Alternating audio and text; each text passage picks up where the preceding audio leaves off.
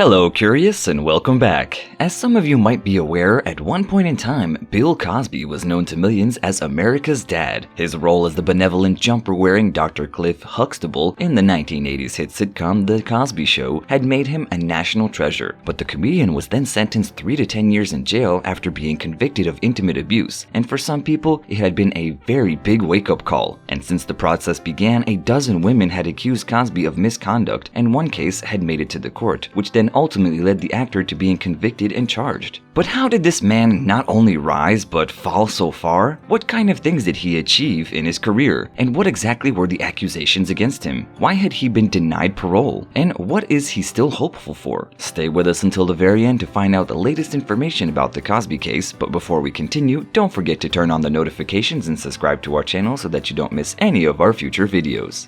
Before we dive in any further to the conviction case, let's look at the comedian's career. William Henry Cosby Jr. was born on July 12 of 1937 in a housing project in Philadelphia. His parents were far from financially well off, so the young Bill shined shoes and worked at a local supermarket in order to help his family make ends meet. And from an early age, his life was touched by a tragedy when one of his 4 brothers passed away, and he and the oldest had become sort of a father figure. Accounts of his school years had portrayed him as a joker and a storyteller who loved to entertain his classmates. Once his school career was over, he joined the US Navy and afterward went on to college working part-time as a bartender. It was there that he found his way into comedy, and he had filled in for a club comedian and in doing so, laid out the path for his future fame. His debut happened on the NBC's Tonight Show in 1963, and it quickly led to a recording contract with Warner Brothers, which then led to a release of a series of award-winning comedy albums. And one of them was the 1968's To Russell, My Brother, Whom I Slept With. With it established the themes that would define his work. The father as a loving disciplinarian, siblings who could plot together one minute, then scream the place down to the next, and confidence in the bonds of the family. The album sleeve had noted that during his time on stage, Cosby never once told a joke. He didn't sing or dance or do tricks, all he did was talk. And despite that, the performer still had 10,000 strong audience in the palm of his hand throughout the entire show. And by the time the album was released, Bill was already a TV star.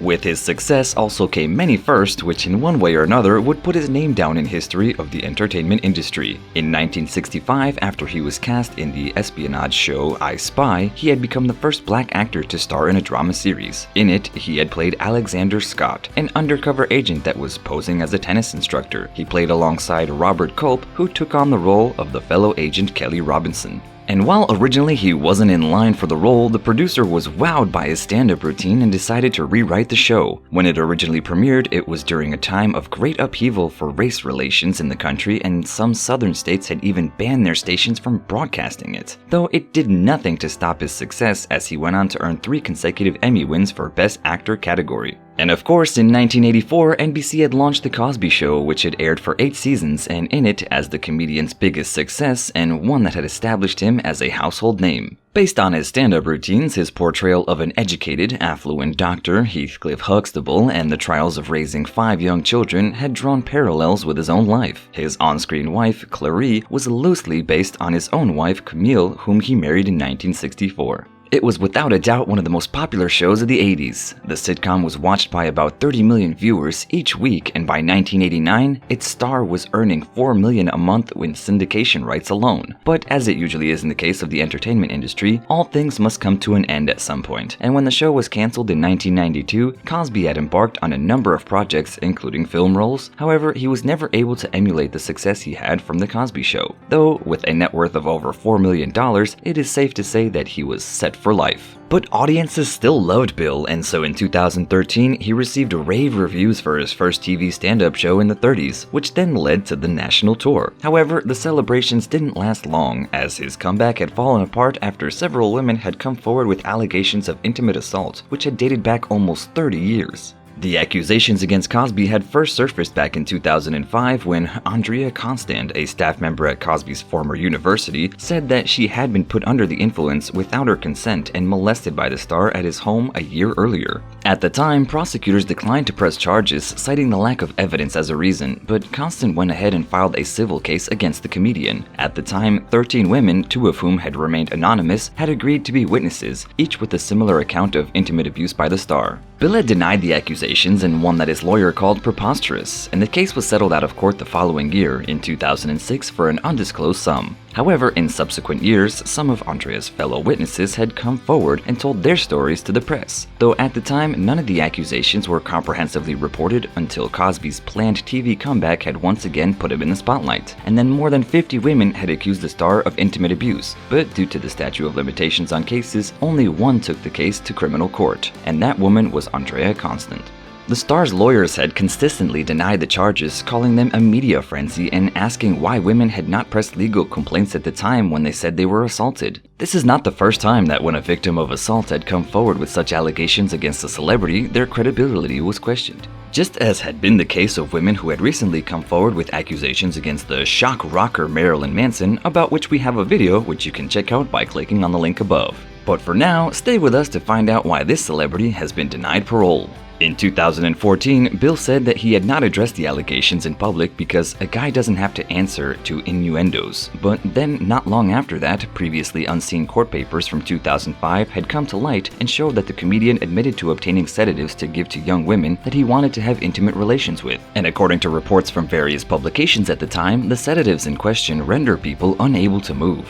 And thus the accusations had disrupted his hopes of a return to show business. Cable TV station TV Land had pulled repeats of The Cosby Show, some of his stand-up shows were called off, and protesters had shown up to the ones that had still decided to put on. But that wasn't the end of it. His statue was removed from the MGM Hollywood Studios Park in Florida, and several colleges removed honorary degrees that they had given to the comedian. His portraits were taken down from the walls in his alma mater, Temple University in Philadelphia, and he resigned from the board of trustees. The case went to court, and it was seen as one of the biggest U.S. celebrity court cases since the trial from the former football player O.J. Simpson in 1995. In June of 2017, Constant told her story in court for the first time since before she had been barred from doing so due to the 2006 settlement. She testified that Cosby had given her medication that claimed was herbal and that would take the edge off, but which in turn had left her frozen. And speaking in front of the judge, she said, "In my head, I was trying to get my hands to move or my legs to move, but I was frozen. I was unable to fight in any way. I wanted it to stop."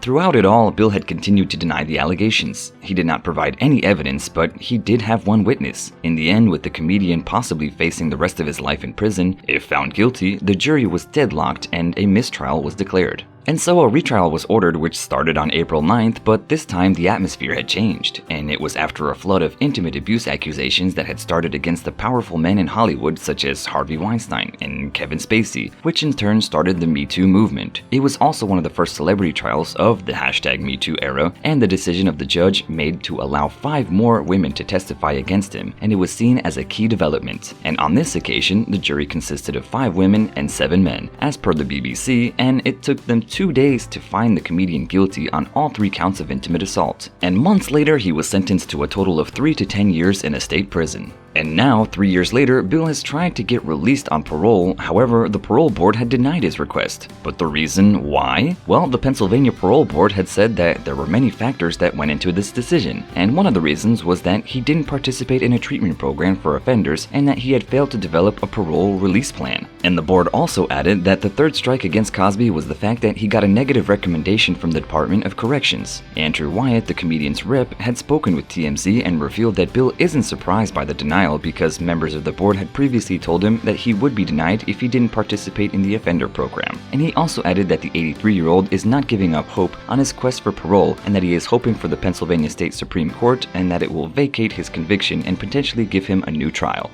So curious, tell me, what do you think about Cosby's trial? Do you think that he deserves to be let out on parole? Were you shocked about the accusations against the Cosby Show star? Let us know in the comments below, and as always, don't forget to like, share, and subscribe to our channel so that you don't miss any of our future videos. Until next time.